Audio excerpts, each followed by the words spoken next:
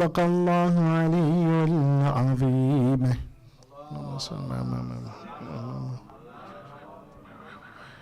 السلام عليكم ورحمة الله وبركاته جميع مؤمنين ومؤمنات. First and foremost, I congratulate the Imam of our time, Imam Zaman Al-Jafar al-Sharif, and then all of you on the auspicious occasion which we've come to celebrate, and that is the birthday of Imam Hussain alayhi salatu wassalam. And on this night as well, we will celebrate the birthday of Abu Fadl Abbas, the brother of Imam Hussain alayhi salatu wassalam.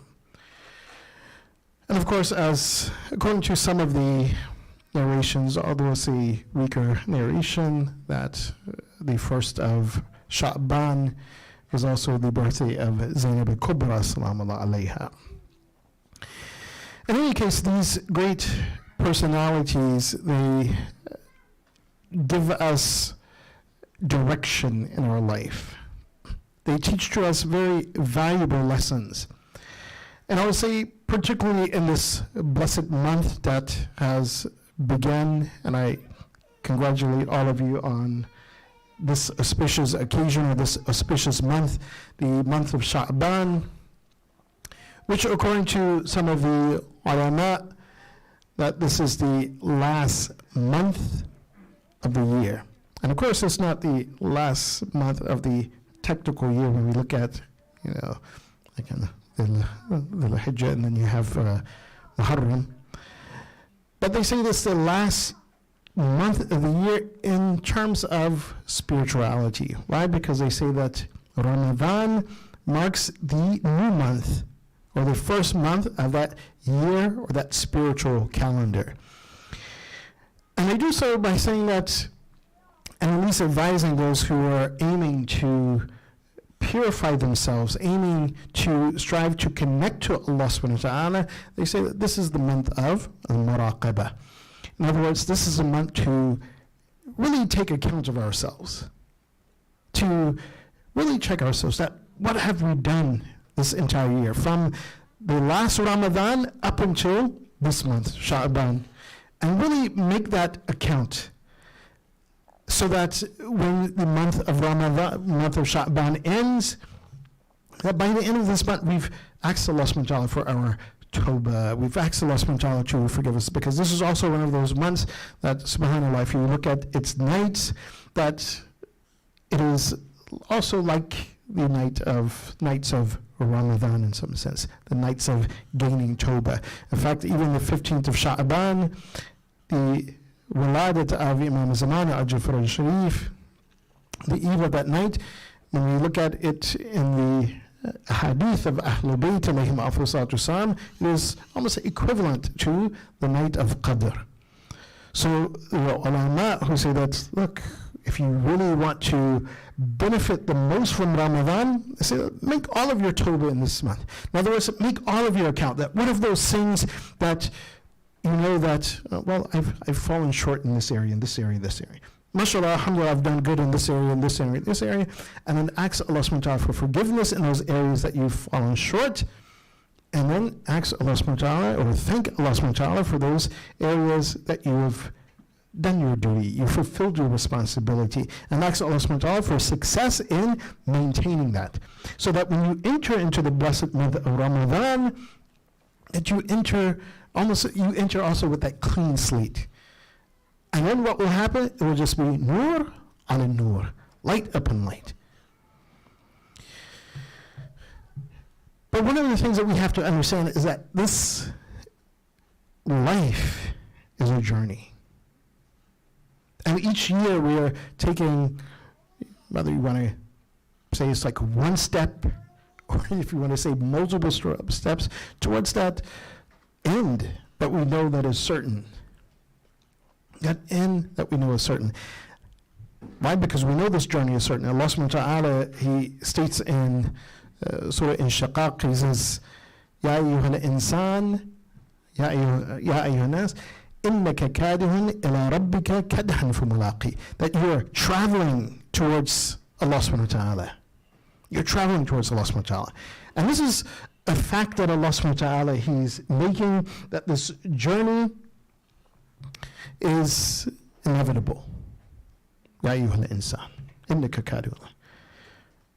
And we know this because we know that, again, we're not going to live forever.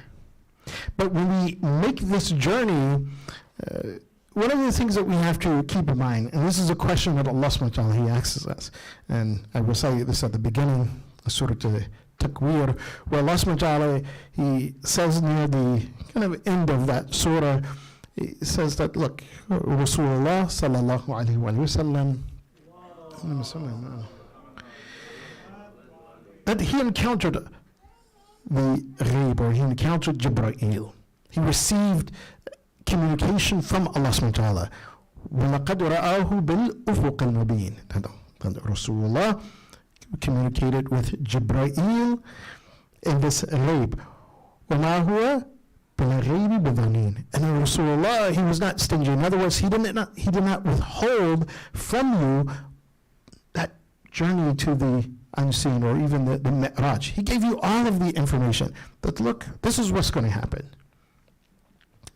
Part of it is within the Quran, part of it, the Prophet of Allah sallallahu alaihi wasallam, he spoke about it in the Hadith al-Mi'raj, which last month we spoke about the Mi'raj. He did not withhold anything. So that journey is clear, that where we're going to, where we're headed. But then Allah subhanahu wa ta'ala, He asks this question, فَأَيْنَ تَذْهَبُونَ? But truly, where are you going? And Allah subhanahu wa ta'ala, He asks this question of us, one, for us to remember, for us to remind ourselves, for us to ask ourselves that truly in this life, فَأَيْنَ تَذْهَبُونَ? Where am I going? What is the direction in which my life is going? Is it a direction that's keeping me pinned down to this world? Or is it in that direction that Allah subhanahu wa ta'ala wants us to go into? فَأَيْنَ تَذْهَبُونَ? That direction, as I said, the Ahlul Bayt alayhim afdal salatu wasalam, that when we examine their lives, when we look at their lives, again, they point the direction for us. They give us that. They're like the compass for us. They're giving us a direction. This is the way that we should be going. One of the beautiful statements of Imam Hussain alayhi salatu wasalam,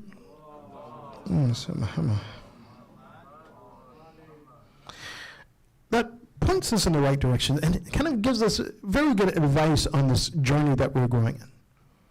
He gives us this compass that definitely we can measure, or we can take direction in everything we do by this direction, or this compass, that Imam Hussain alayhi salatu wasalam, he's pointing out to us in this statement. He says, "Man hawala amran bima'asiyati Allahi kana afwata lima yarju wa asra'a limaji'i ma yahdhar." Subhanallah.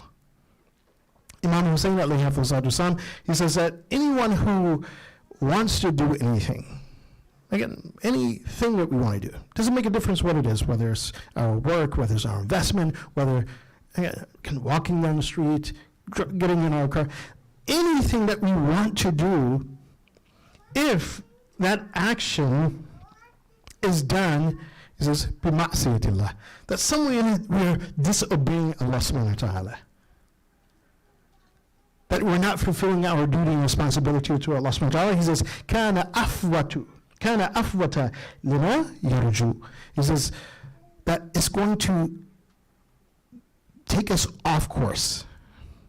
It's going to take us off course. In other words, if we have a goal in mind, and mashallah, sometimes we can come up with very good goals. Hey, you know what, I want to be a doctor, I want to be an accountant, whatever it is we want to be, whatever it is that we have set our gaze upon, and of course, this is, one of the things that we should be doing. We should manage our affairs. We should have some objectives in mind, that what I want to do for my life, or where I want to go. But if we have that and we start moving in that direction, and we do something that is out of, we do something in disobedience of Allah subhanahu wa ta'ala. So Imam Hussain, he says that at that point, and it's beautiful the way he says, kana afwata lima yarju. So faut means to lose something. So if we disobey Allah subhanahu wa ta'ala on our way to our objectives, he says, kana afwata. He says, we're going to be more at loss. We're going to be more off track towards that thing which we want. Wa asra, as he says, wa asra limaji ma yahdhur. And we'll be moving faster towards those things which we want to avoid. So just to give you one example. Yeah, and this is sometimes pragmatic. Quite often, we want to, we pick a nice career. Okay, well, and why do we pick those careers sometimes? Oh, well, if I choose this career, then, I'll get a lot of money. I'll be well off. I'll be fine. But if trying to achieve that objective, or within that objective, there's something whereby we're disobeying Allah subhanahu wa ta'ala. So Imam Hussain is that if that is the case, he says, you're kana afwata lima yarju. That you're going far away from that which you wanted to have and what you wanted to achieve. And I'll say this because sometimes we say, that person did this and this, and mashallah, look how wealthy he is. He wasn't always the most honest businessman or this and that, but he's wealthy. Even in that case, that person is, as Imam Hussain says, afwata lima yarju, is farthest off a mark. Why? Because our objective in this life, is it simply for this world, to gain in this world, and we leave the akhirah? That's that instance where Allah subhanahu wa ta'ala, he says, that person who, he says, khasira dunya wal akhirah. Khasira dunya wal akhirah. How is that? Because if that person used the wrong means to achieve that objective, in other words, he had to step on some feet, he had to do something underhanded, he had to do something sly, he had to, again, cheat someone out of their position. So what happens with that person's relationship with other people? It destroys it. It destroys at least a part of their, you could say, emotional intelligence. It destroys a part of their, again, sociability. Why? Because, again, they were just scrupulous. Why? We just want to get to this target. We want to get to this goal. I don't care, who I have to cheat. I don't care who I have to lie to. I don't care. Khasir ad-dunya. And then in the akhirah, khasir al-akhirah. Khasir ad-dunya wal-akhirah. So Imam Hussain he says, look, yes, if we have a goal, if we have an objective in life, make sure that along that path, and that goal and objective is aligned with our duty and our responsibility to Allah subhanahu wa ta'ala. If we want to just give a quick summary just of that hadith of Imam Hussain alayhi salatu wasalam. And it's something that we're kind of familiar with. In other words, the goal does not justify the means. This is what we say in English. That even if we have a righteous goal, the means to that goal is not justified. That, we do anything and everything. And this is what the Ahlul Bayt they teach us. Amir al-Mu'mineen Ali ibn Abi Talib alayhi salatu wasalam.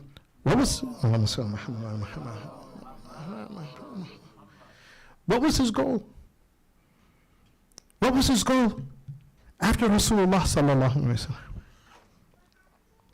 We know that Rasulullah appointed him as the Khalifa. Man kuntu mawlahu fahadha aliyyun mawla. But what was his goal? What was his objective? It was to establish justice upon this earth. But by any means, that even if in order to get to that objective, he had to disobey Allah subhanahu wa ta'ala, or he had to disobey Rasulullah sallallahu alayhi wa sallam.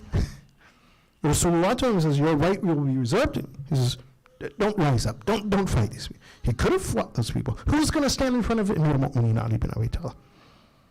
Who would stand and actually fight Amir al-Mu'mineen? They knew the bravery of Amir al-Mu'mineen. So what was the means? Even if we read Nahj al-Balagha as well, Amir al-Mu'mineen Ali ibn Abi Talib alayhi salatu wasalam, he says, look, he says, yeah, if I wanted to, he says, I could be akiyas nas. I could be the most clever, and clever here meaning conniving. I could be the most conniving. He says, yeah, this is what Muawiyah is. He says, but in that area, he says, if I wanted to, I could have been. But that means to achieve that goal and objective was the wrong means. And did not align it with one's duty and responsibility to Allah subhanahu wa ta'ala. Likewise, Imam Hussain alayhi salatu, what was his goal? What was his objective? When he left from Medina to Karbala, he says, I left not seeking to be oppressed anyone, li-islahi ummati jaddi Rasulullah, to correct the ills and the wrongs of the ummah of my grandfather, sallallahu alayhi wa sallam. And along that whole path, it means, again, what do we see from Imam Hussain, alayhi salatu? What do we see from those individuals who, and even he appointed? Like there was a moment in that history, we're not here to give the Messiah, but a moment in that history where Muslim ibn Aqil, he could have attacked Ibn Ziyad. So, Muslim ibn Aqil, he hid in the house of Hani, and Ibn Ziyad came in, and Hani was like, oh, how come you didn't just attack and jump out on him? He says, this is not the way of Abil Mu'mineen. This is not the way of Hussain ibn Ali. So the means to that objective must be also correct. A very, very beautiful example, inshallah. We're not going to prolong this lecture because tomorrow everyone has work. But a very beautiful example that Shaheed Mutahari, he gives. Shaheed Mutahari has a book, it's called Dastan Rastan. He collects a lot of just different stories, interesting stories. Some of the stories from the Ahlul Bayt, some stories from the ulama. So he said that there was one student in Najaf. He said he was originally from Yazd. And so this student from Yazd, he narrated the story. So Shaheed Mutahari wrote it down. He says, I was in, Khurasan. And so he was traveling, and he was walking from his home or his village or town, and of course he had to cut through some villages, small villages. So he's walking from there to make ziyarah to Imam Rida alayhi salatu wasalam. So somewhere around Nishabur, he went there. He says, and each place he stayed, he kind of stayed a couple, maybe a night or things like that. So one place he reached, and it was a Thursday night.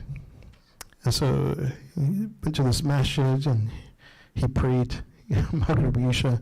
He says, and there they had this, kind of urda, they had this masa'ib for Imam Hussain alayhi salatu wasalam. So he said he noticed right before the salat, there was one guy who was collecting some rocks on the outside. And so he didn't really think anything of it. So he says after Maghrib Isha, he says then this person came to speak, the Zakir or whenever he came to speak, and when you start reciting some of the, the lights got turned out and started reciting the Masab, so he started throwing rocks, and it's hitting people in the head, and people are like, ah! And people are crying. So this student, he was like, whoa. It's like, what, hey, what's going on here? So he stayed around. After he actually says, SubhanAllah. He said, what are you doing? He was like, well, he says, my masibah is not that good. So, but I want people to cry. People should cry for Hussain. So then I throw the stones, and when it hits them, they cry. Everyone starts crying, making noise. So he's like, SubhanAllah. He's like, look. So yes, it is a fadila. It's good for people to cry. But really, is that the goal of establishing the remembrance of Imam Hussain alayhi salatu? Shaheed Mutahari, he makes a little note here. He says, look, this is the exact example of someone who thinks that the goal justifies the means. So yes, within the hadith of Ahlul Bayt, it says that person who sheds tears for Imam Hussain, a lot of fadilat. Even if a person can't cry, doesn't shed a tear, but they pout. So even that has fadilat. But how do you reach that point? Do you do something where you're transgressing the rights of other people? You're hitting them? That means to get to that point is not justified. So we have to be very careful and observant, especially in this month. And this is the question we should ask ourselves throughout this entire month of Shabaan. فَأَيْنَ تَذْهَبُونَ? That where are we going? What is the direction we're going in? Where's our compass in life? And I'll end with this one story. And again, I don't want to, again, bring tears or remind us of this musibah, although on this day, the day of the wiladat of Imam Hussain alayhi salatu wasalam, they said that when Rasulullah sallallahu alayhi wa sallam,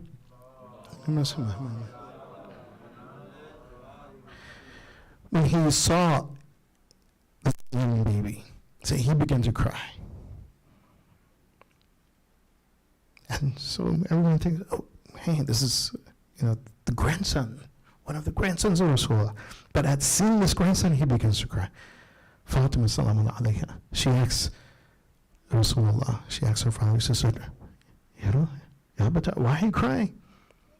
Then Rasulullah, he tells Fatima that what will happen to Imam Hussain. She begins to cry. Then Imam begins to cry. So I'm not going in that musibah. But there was also another birth, and this is the birth that we're celebrating too, in addition to Imam Hussain, the birth of Abu Fadl Abbas. And again, if we look at the birth even of Abu Fadl Abbas, that it was such that Amir al-Mu'mineen, Ali ibn Abi Talib, he says, he asks his brother Aqil, he says, find me a family, a wife from a tribe that they're known as good warriors. Why? Because I want a son who will stand with my other son, stand with Hussein. So even the birth of Abu Fadl Abbas was for what? The purpose and the goal of Karbala. Being with Imam Hussain alayhi salatu, defending Imam Hussain alayhi salatu. So with that in mind, I want you to understand that, again, here's where Abu Fadl Abbas, again, he gives us, again, this compass in this direction in life. That this is what he was meant to do. And although most of the times when we are reciting the Masa'ib of Abu Fadl Abbas, we don't get a chance, even if we're reciting the poetry, we don't get a chance to truly reflect and think that, what is Abu Fadl Abbas saying? At that moment when he goes to the Furat, the Euphrates, and he begins to fill the water skin, and he takes a handful of water and he puts it to his mouth. He recites these words, Ya nafsu min ba'd al-Husayni huni. وبعده لا كنت أن تكوني هذا حسين وارد المنون تشربين بارد المعين هيهات ما هذا فعال ديني ولا فعال صادق اليقين. Allah. Allah. There's a great lesson in that. That Abu Fadl Abbas, he takes his water towards his lips, but then he throws it down. He throws it down. Why? Because he knows his goal in life, his objective in life, to protect Imam Hussain. Then he says, Ya nafs. And again, this is for us to understand. He's teaching us how to hold fast to the walayat of Ahlul Bayt al-Imam Hussain. Ya nafs. Ya nafsu min ba'd al-Hussain huni. That if we allow our nafs, this is the first lesson, if we allow our nafs to take charge, then we won't connect to the walayat of Ahlul Bayt. Why? Because we want one thing, whereas our master, he wants something else from us. But we're latching on to something else. Why? Because our nafs has taken charge. And this is the point, it wasn't haram for Abu Fadl Abbas to drink the water. Perhaps if he drank the water, perhaps, even if we say, perhaps he would have drank the water, he would have gained some strength, to fight off these enemies. But that wasn't his goal. That wasn't what he was supposed to do. His goal also at that time, I'm going to bring water for Imam Hussain, for the children. So until I have achieved my goal and my objective, how do I let my nafs get in the way? Ya nafsu min ba'd al-Hussain huni. The second thing that we understand from this action of Abu Fadl Abbas is that, again, we must follow the proper wilayat, understand in whose hands is the wilayah, and understand that if it was not for this wilayat upon earth, the wilayat of Rasulullah, the wilayat of the Mu'mineen Ahlul Bayt alayhim afdal salatu wassalam, then even the purpose of this world is null and void. What is the purpose of our being here? If that wilayat did not exist, why? Because the purpose of that wilayat is to take the servants of Allah subhanahu wa ta'ala, the creatures of Allah subhanahu wa ta'ala, to take them to the highest point of connecting to Allah subhanahu wa ta'ala. So if they were not there to show us the way and to direct us in the right direction, what's the purpose of this world? So this is what Abu Fadl Abbas is teaching us. وَبَعْدَهُ, and that we understand that from when he says, هَذَا Hussain وَارِدُ الْمُنُونِ. Every blessing and barakah is from Hussain. وَبَعْدَهُ لَا كُنْتِ أَن تَكُونِ. And to realize that our objective in this world is not simply this life. Abbas tells him, he says, Ya nafs, you won't exist after Hussain.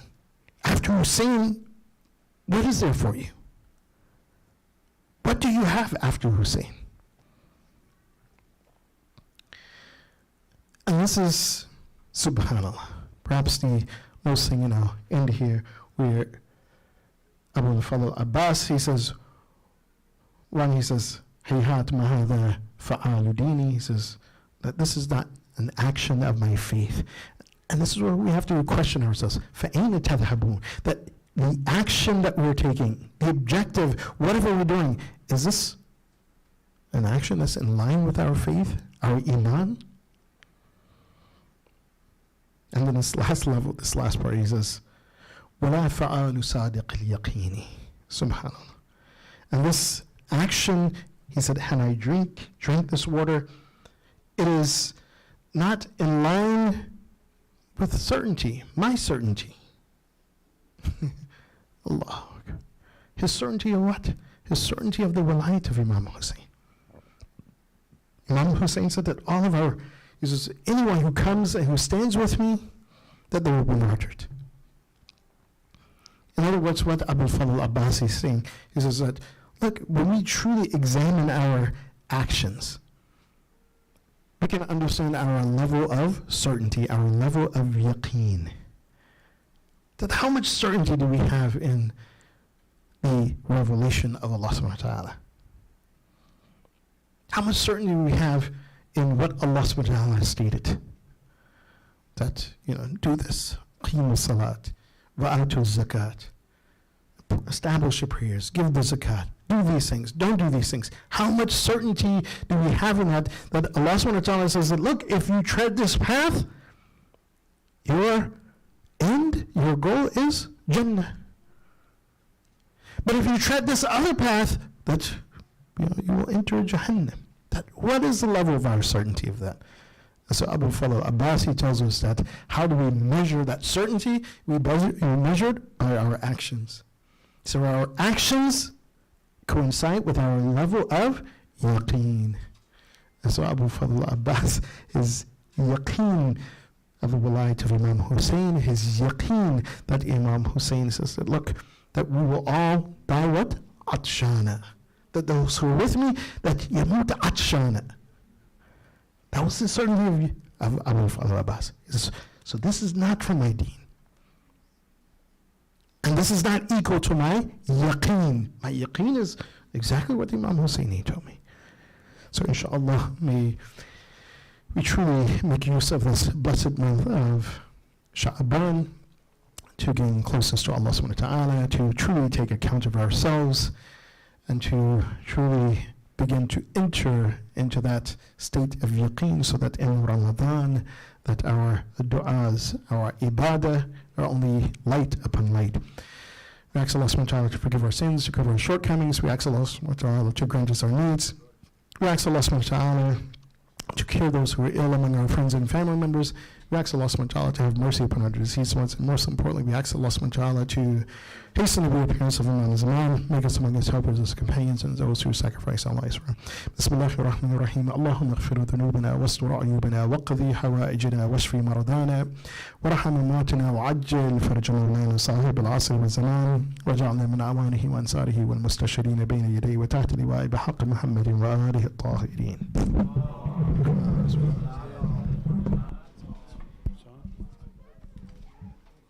Jazakumullah Shaykh. We're going to turn around and do a quick ziyarah warith and ziyarah for Fazl Abbas in celebration of their birthdays, and then wrap up for dinner. اللهم صل على محمد وآل محمد. السلام عليك يا وارث آدم صفوة الله. السلام عليك يا وارث نوح النبي الله. السلام عليك يا وارث إبراهيم خليل الله. السلام عليك يا وارث موسى كليم الله.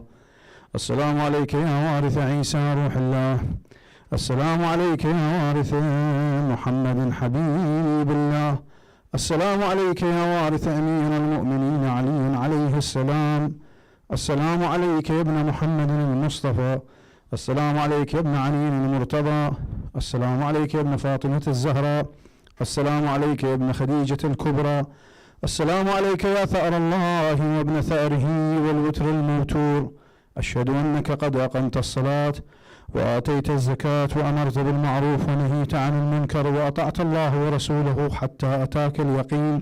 ولعن الله أمة قتلتك، ولعن الله أمة ظلمتك، ولعن الله أمة سمعت بذلك فرضيت به. يا مولاي يا أبا عبد الله، أشهد أنك كنت نورا في الأصلاب الشامخة والأرحام المطهرة، لم تنجسك الجاهلية بأنجاسها ولم تلبسك من مدلهن ثيابها. وأشهد أنك من دعائم الدين وأركان المؤمنين. وأشهد أنك الإمام البر التقي الرضي الزكي الهادي المهدي. وأشهد أن الأئمة من ولدك كلمة التقوى وأعلام الهدى والعروة الوثقى والحجة على أهل الدنيا. وأشهد الله وملائكته وأنبياءه ورسله إني بكم مؤمن وبإيابكم موقن، بشرائع ديني وخواتيم عملي، وقلبي لقلبكم سلم وأمري لأمركم متبع. صلوات الله عليكم وعلى أرواحكم وعلى أجسادكم وعلى أجسامكم وعلى شاهدكم وعلى غائبكم وعلى ظاهركم وعلى باطنكم.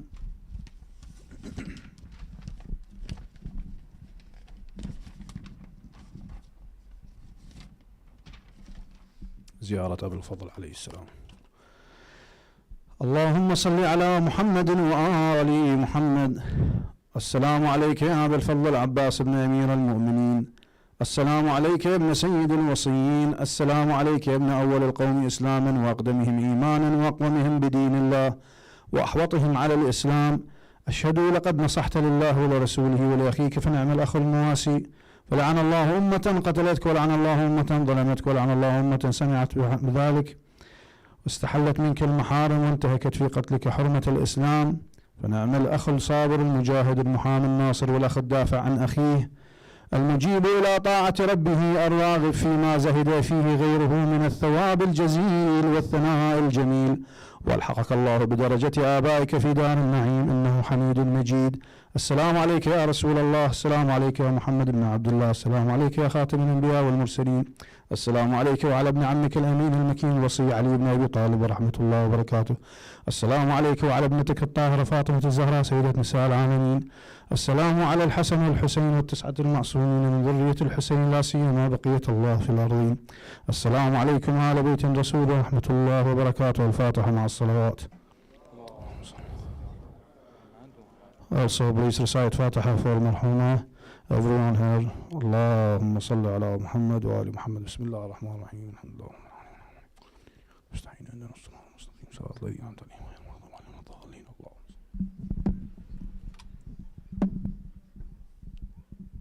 Thank you, everyone, and congrats again on the birthday of our Imam. Please step outside for dinner.